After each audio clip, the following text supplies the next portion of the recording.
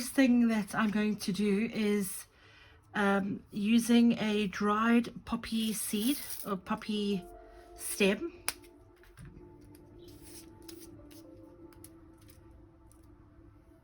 I love repurposing dried flowers. Better way to sort of, you know, keep them going than by using them as centers for my paper poppies. And so you can see the stem has dried a little bit crazy, and they still do have a little bit of movement to them.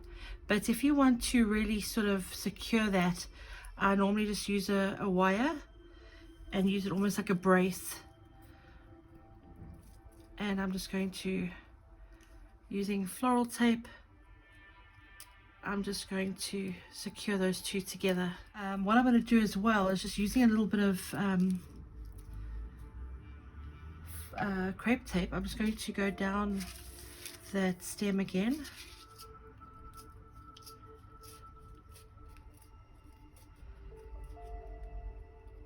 Using some crepe paper, I'm just going to measure how tall I want my fringing to be, and then go from there. The only thing I normally use templates for is for leaves, because that's a whole other story. Leaves can, well, for me at any rate, be quite complicated sometimes. So let's put that to the side. I'm going to fold this over just to make sure that it's even. Okay, and then what I'm going to do is, as an experiment, I'm going to use some magenta pan pastel. I'm going to use it just at the very tip of the stamen, so never be afraid to experiment with color. I'm going to then fold it in half. Just cut the edge off there. Fold it in half. Fold it in half again.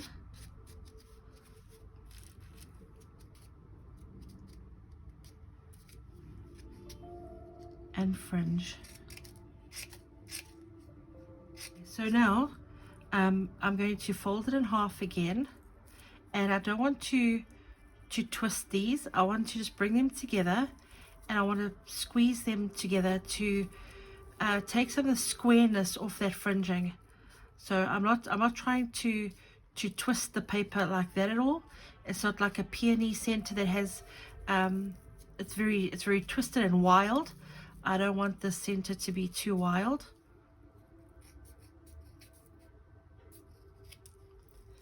And I'm going to, oh, the top's pretty straight. There we go. I'm going to use some turmeric. I'm just going to brush it on. I'm not trying to saturate these at all. I just want to get a very light coat of glue so it'll pick up that turmeric.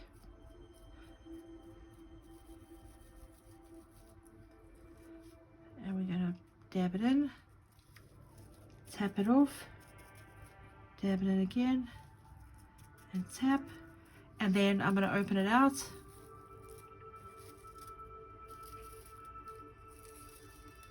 And what I like to do, especially on these kinds of very full little fringing, I like to bring these together, adding some tacky glue just to keep them in place.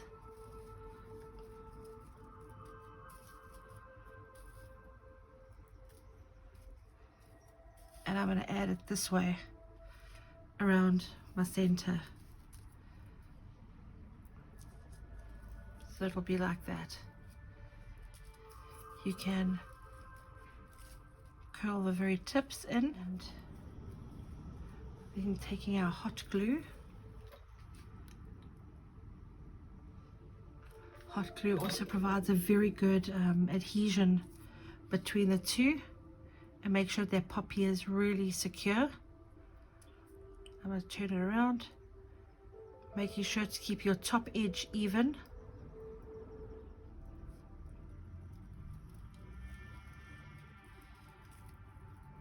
And squeeze it all together.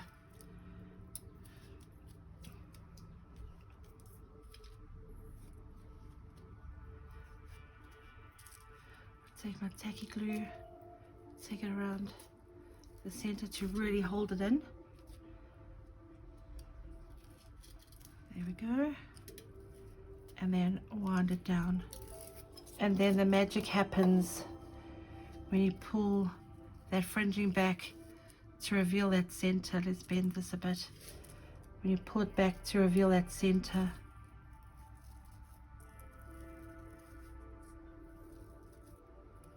feeling like I want to add a little bit of green in there.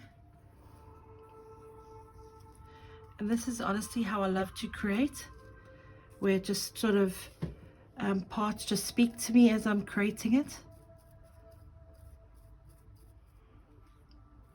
I love that. I'll get some actually on the pot as well. And then you can always set that in with some glue. So I'll take some glue.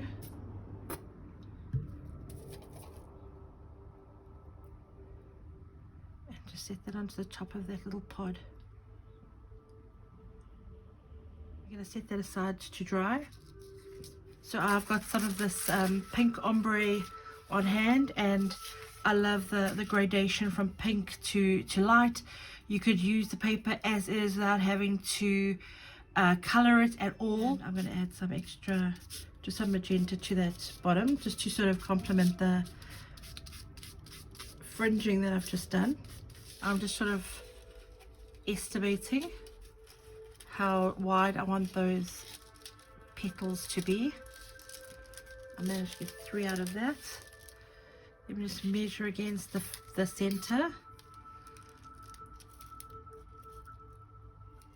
Okay, that's going to be too tall. So from there, I'm going to cut it down to about here. And that's the thing I love about creating this way, is that it just provides you with a very natural and organic way to create, that you're literally thinking about the process as you're going along.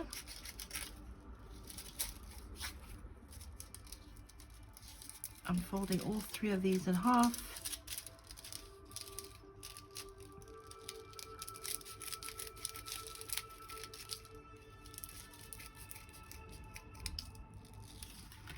Okay, there's my first 3. And then the second layer of petals, I think I'm going to use this darker pink, also from the same roll. So now if I measure against my first row, I want these to be, I'm going to make them the same height, I think.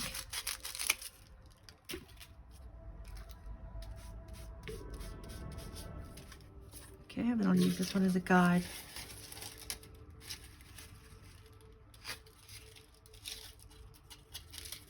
There we go, got our 3.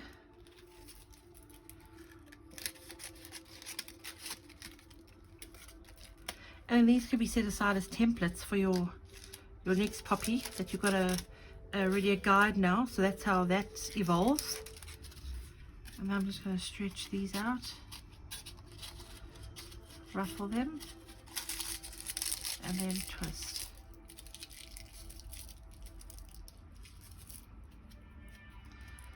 One way and then twist the other way.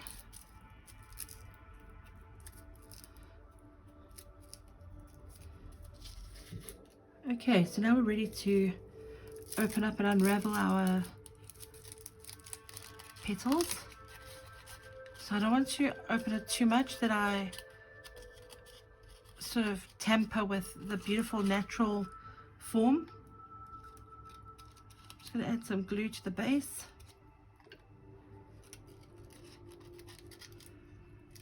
Just to give a more compacted point of attaching to the stem, because if it's too wide it's going to create a lot of bulk. And then press it down for attaching. You can see where it goes down there. I'm going to cut that off a little bit. Again, all in the process to reduce bulk. I'm going to add a little bit of glue to that. We're going to come in and attach just before that the seed curves down.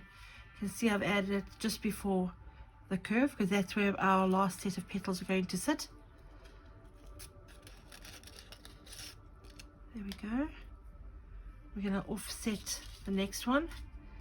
Again, I'm going to just trim that down.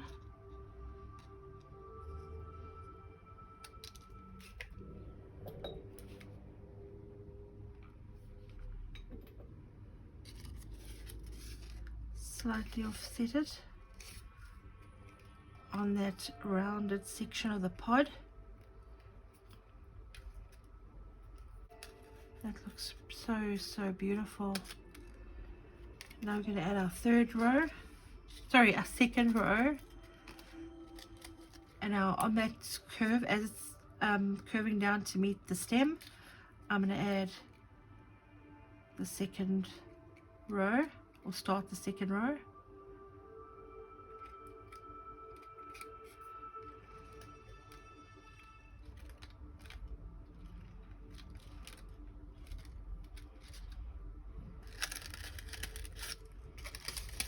So now if you find that these petals are too dark, I'll show you what you can do.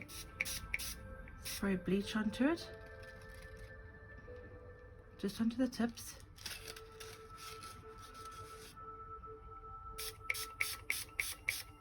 But you can see already that the pink is muted more. So I'm going to leave that to dry and then style it up, and that's the process of making a poppy. So after I've added the bleach, you can see how it's muted these outer petals, and one of my favorite things to do is literally to add color right at the end. So I normally find once I've made the flower, I'm going in and adding additional color after the fact. So even after you've added some color, you can always go back and play. So I'm just going to add some more green to just the inner petals here coming out a little bit. You may not even notice this on the final flower, but I know it's there.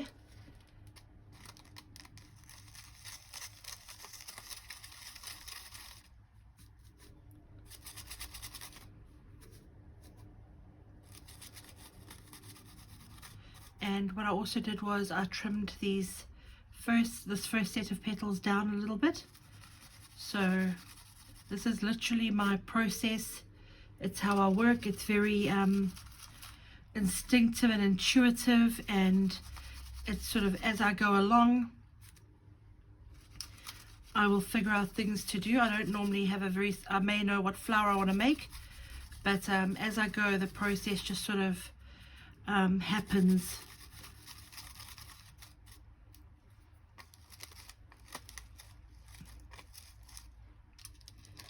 And then once these outer petals have completely dried, if I still feel that they are too pink, I will go in and add a little bit more bleach.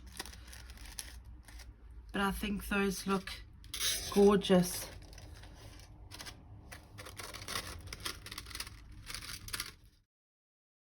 Thank you for joining me for this behind the scenes look at how I create an Icelandic poppy.